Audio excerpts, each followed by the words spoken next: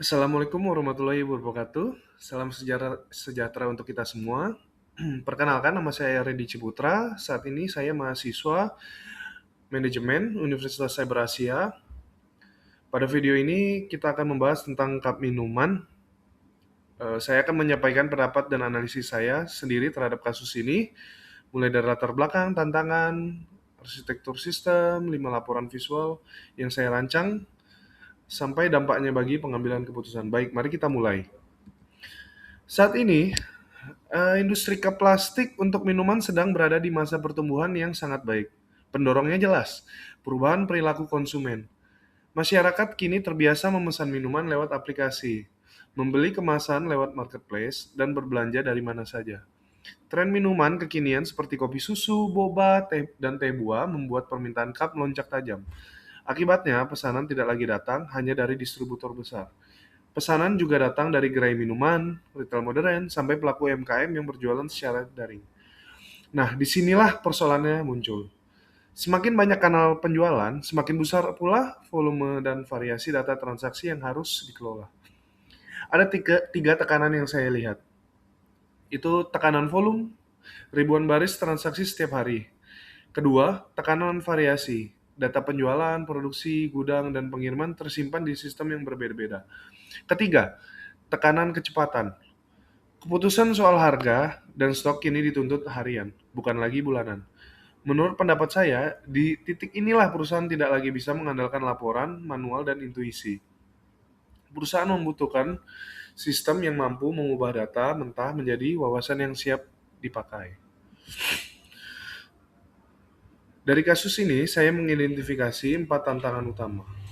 Pertama, data yang tersebar atau silo data. Bagian penjualan punya sistemnya sendiri. Produksi punya sistemnya sendiri, gudang dan ekspedisi juga demikian. Karena tidak saling terhubung, satu pertanyaan sederhana seperti, berapa untung bersih produk A bulan ini? Bisa membutuhkan waktu berhari-hari untuk dijawab.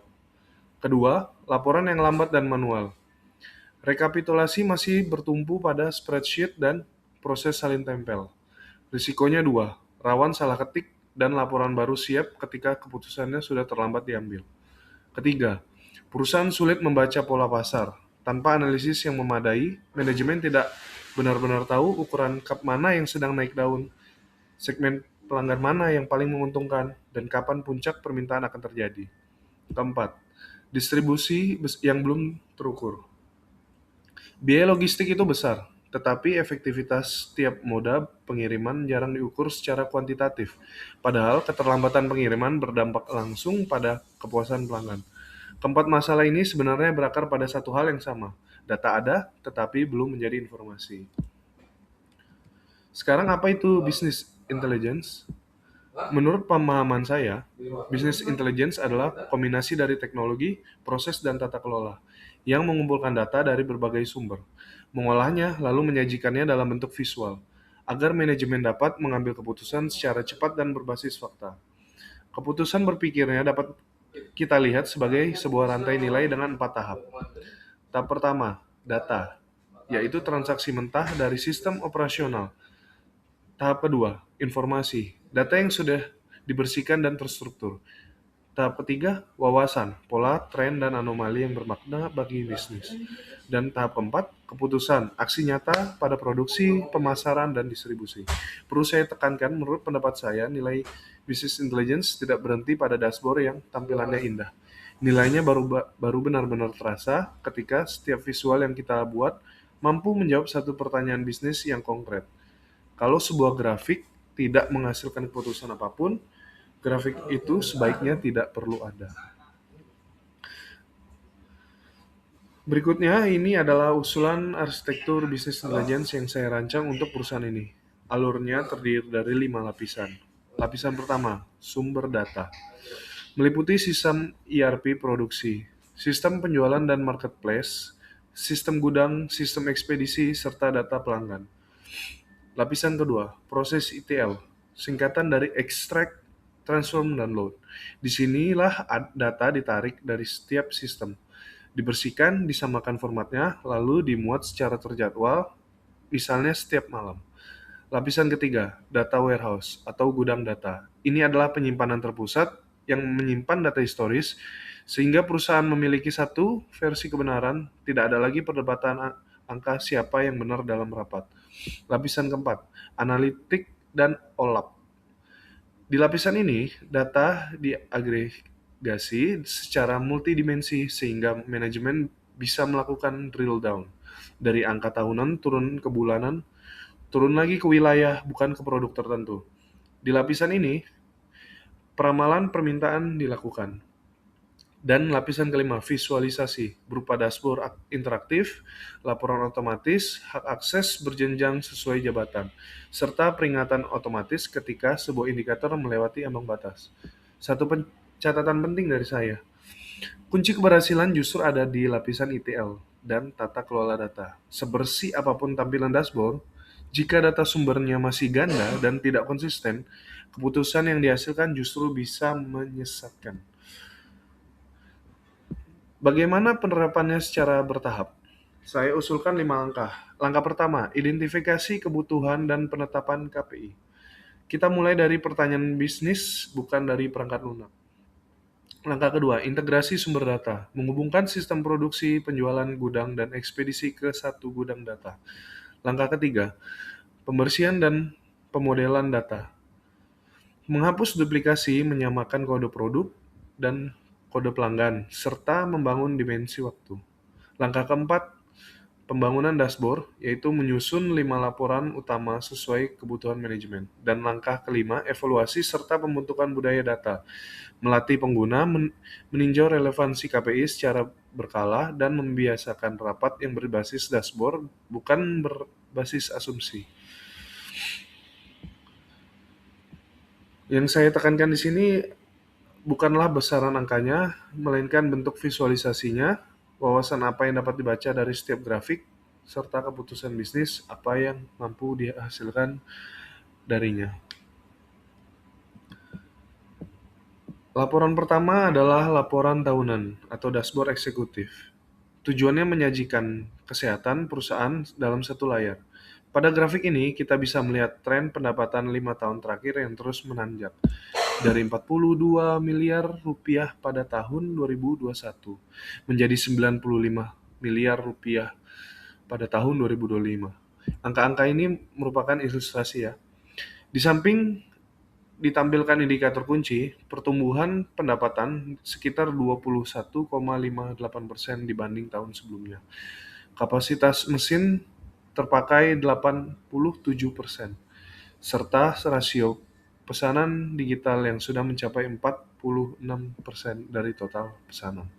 Manfaatnya, manajemen puncak dapat memantau arah bisnis tanpa harus membaca puluhan halaman laporan, dan angka kapasitas terpakai 87% itu sekaligus menjadi peringatan. Perusahaan perlu mulai merencanakan penambahan mesin sebelum kapasitas benar-benar mentok. Laporan kedua adalah laporan kinerja produk. Grafik ini membandingkan volume penjualan tiap varian cup. Terlihat, cup ukuran 16 ons menjadi tulang punggung penjualan. Seiring tren minuman, boba, dan kopi susu yang memang memakai ukuran tersebut, namun volume saja tidak cukup. Yang juga perlu ditampilkan adalah margin per produk. Dari situ bisa muncul temuan menarik. Cup 22 ons volumenya rendah, tetapi marginnya tinggi, sehingga layak didorong lewat promosi. Sebaiknya, produksi dengan perputaran lambat dapat dikurangi produksinya agar tidak membebani gudang. Menurut pendapat saya, inilah manfaat paling langsung dari business intelligence ini bagi bagian produksi, perencanaan produksi, akhirnya bisa disusun mengikuti data, bukan mengikuti perkiraan. Laporan ketiga adalah laporan pendapatan dan penjualan tahunan. Grafik garis ini menampilkan pendapatan bulanan yang dipisahkan menurut kanal digital dan kanal konvensional. Ada dua hal yang bisa langsung dibaca. Pertama, pola musiman. Puncak permintaan terjadi pada musim kemarau dan menjelang akhir tahun. Kedua, kanal digital tumbuh jauh lebih cepat dibanding kanal konvensional. Apa implikasinya? Perusahaan dapat menyiapkan stok bahan baku dan tenaga kerja sebelum puncak permintaan tiba, bukan setelah kewalahan. Selain itu, Anggaran promosi dapat dialihkan ke kanal yang terbukti tumbuh. Inilah yang saya maksud. Dengan keputusan berbasis data, kita tidak menebak kapan ramai, kita sudah tahu polanya dari data historis. Laporan keempat adalah laporan segmen pelanggan. Grafik ini memperlihatkan kontribusi pendapatan dari 4 segmen. Distributor besar menyumbang sekitar 38%, gerai minuman dan F&B 30%, retail modern 18%, dan UMKM serta marketplace 14%. Yang menarik bukan hanya angkanya, tetapi karakter tiap segmen. Distributor besar memberi volume besar dengan margin tipis, sehingga yang mereka butuhkan adalah ketepatan jadwal dan kontrak jangka panjang. Gerai minuman dan F&B adalah segmen yang paling cepat tumbuh, dan mereka membutuhkan desain custom serta pemesanan yang fleksibel. Retail modern menuntut standar kemasan dan konsistensi mutu yang tinggi. Sementara UMKM dan marketplace memberi pesanan kecil tetapi jumlahnya sangat banyak, sehingga paling efisien dilayani lewat kanal digital. Dengan segmentasi seperti ini, perusahaan bisa menerapkan strategi pemasaran dan penetapan harga yang berbeda untuk tiap kelompok pelanggan. Laporan kelima adalah laporan efektivitas layanan moda pengiriman. Grafik ini membandingkan dua hal sekaligus, ketepatan waktu dan biaya per pengiriman untuk 4 moda. Armada seperti memiliki ketepatan waktu paling tinggi, sekitar 96%, tetapi biayanya cukup mahal. Kargo laut paling murah, tetapi ketepatan waktunya paling rendah, sehingga sekitar 84%. Kurir instan cepat namun biayanya paling tinggi. Dari perbandingan ini, keputusan yang bisa diambil menjadi jelas. Armada sendiri diprioritaskan untuk pelanggan besar untuk menuntut ketepatan waktu. Kargo laut dipakai untuk pengiriman antar pulau yang tidak mendesak. Kurir instan dibatasi hanya untuk pesanan kecil bernilai tinggi, dan rute yang berulang kali terlambat dapat dievaluasi atau vendornya diganti. Menurut pendapat saya, laporan inilah yang paling sering diabaikan perusahaan manufaktur, padahal potensi penghematannya sangat besar. Kalau kita rangkup ada 3 fungsi yang merasakan manfaatnya, itu pemasaran, distribusi, dan produksi.